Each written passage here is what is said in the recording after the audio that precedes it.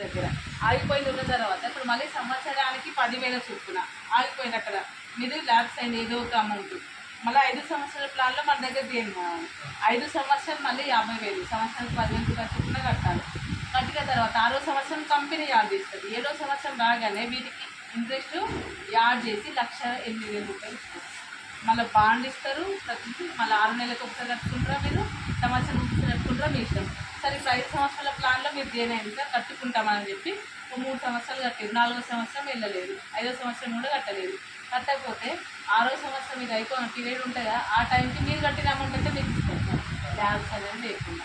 ఎందుకంటే అక్కడ నష్టపోయి ఇక్కడికి వచ్చింది. కంటిన్యూ కట్టుకుంటే మాత్రం బోనస్ వరకు వస్తుంది.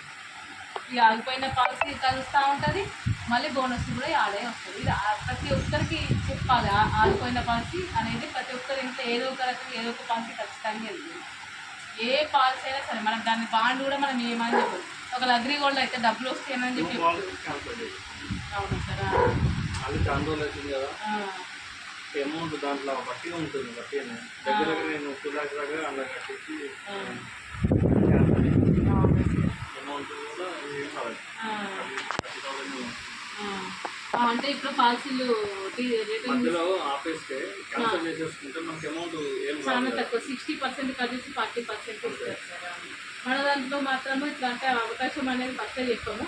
ఒకవేళ గ్రూప్ మెంబర్లు కానీ ఎవరైనా అట్లయితే మాత్రం 40% కలిసి 60% ఇస్తుంది 3 years తర్వాత. కూడా గ్రూప్ మెంబర్ వీళ్ళు ఎవరైనా కట్టకుండా